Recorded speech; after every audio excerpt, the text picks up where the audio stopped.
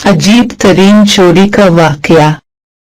एक निहायत शातिर और माहिर चोर ने चोरी की खातिर महंगा लिबास जेब तन करके मुअज़्ज़ज़ और मोहतरम दिखाई देने वाले शेख जैसा हुलिया बनाया और सराफा बाजार में सुनार की एक दुकान के अंदर चला गया।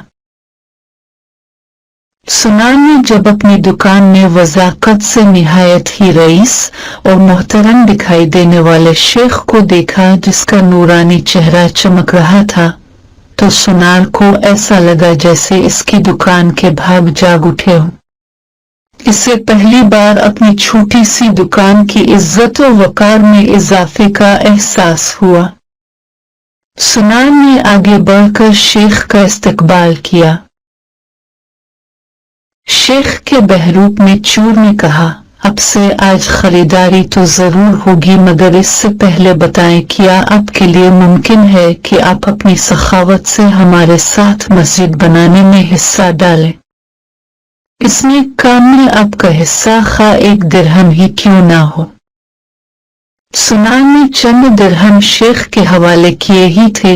इसी असना में एक लड़की जो दरहकीकत चोर की हम पेशा थी, दुकान में दाखिल हुई और सीधी शेख के पास जाकर उसके हाथों को बोसा दिया और इल्तिजाया लहजे में अपने और अपने अहल व अयाल के लिए खैर और बरकत की दुआ के लिए कहा। सुनार ने जब यह मंजर देखा तो इससे रहा न गया और माजरत खाना लहजे में कहने लगा, ए मोहतरम शेख, लाइल्मी की मुआफी चाहता हूँ, मगर मैंने आपको पहचाना नहीं। लड़की ने यह सुनकर ताज्जुब का इजहार किया और सुनार से मुखातिब हैकर कहने लगी, तुम कैसे बदनसीब इंसान हो। बरकत, इल्म, फजल और रिस्क का सबब खुद चलकर तुम्हारे पास आ गया है और तुम इसे पहचानने से कासिर हो। लड़की ने शेख की तरफ इशारा करते हुए कहा कि ये फला इलाके के मशहूर और मरूफ शेख हैं जिन्हें खुदा ने कसरत इल्म, दौलत की फरवानी और हर किस्म की दुनियावी नेमतों से माला माल कर रखा है। उन्हें इंसानों के भले के सिवा किसी चीज की हाजत नहीं है। लोग उनकी एक झलक देखने के लिए बेताब रहते हैं। सुनार ने शेख से मुआफी मांगते हुए कहा कि शेख साहिब, मैं मुआफी का तलबगार हूँ।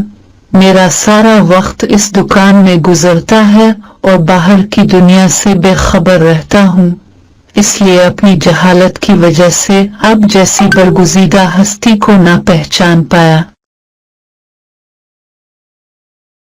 शेख ने सुनार से कहा, कोई बात नहीं, इंसान खता का पतला है। गलती पर नादिम होने वाला शख्स खुदा को बहुत पसंद है।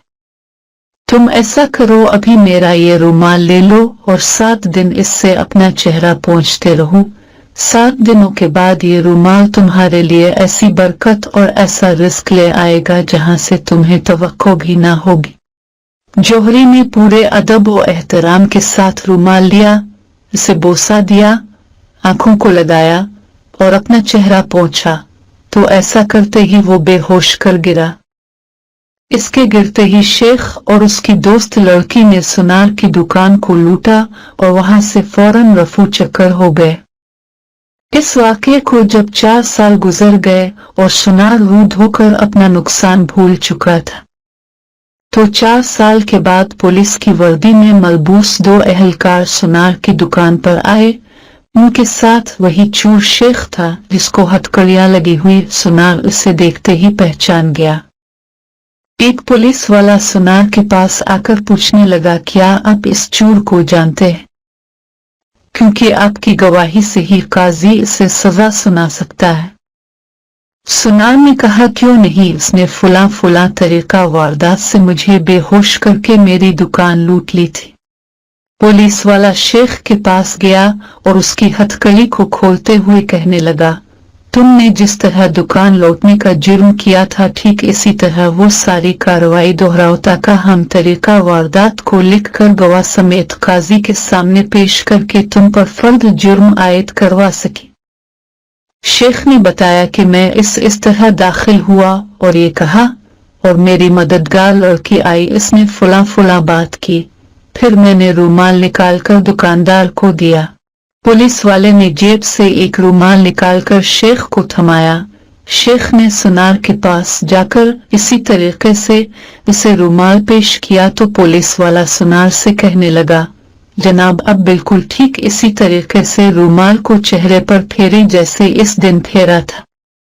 सुनार ने ऐसा ही किया और वो फिर से बेहोश हो गया। शेख ने अपने दोस्तों की मदद से दोबारा दुकान लूट ली, जिन्होंने पुलिस वालों का भेष बदल रखा था। आज हमारे मुल्क का बिल्कुल यही हाल है। हर 5 साल बाद चोर भेष बदलकर हमारे पास आता है। नादीदा कुव्वतें फिर सब कुछ दोहराने का कहकर इलेक्शन करवाती है और चोर वोट खेलकर अवाम को फिर से चूना लगाकर अपने साथियों समेत पुतली गली से निकल लेते हैं। हर दफा एक नया मंजर, नया लिबास, नया बहरूप, नई शक्ल और नया हरबा, जिससे अवाम धोखा खाकर एतबार करती है और आखिर में साथियों और हमदर्दों समेत निकलता वही चोर।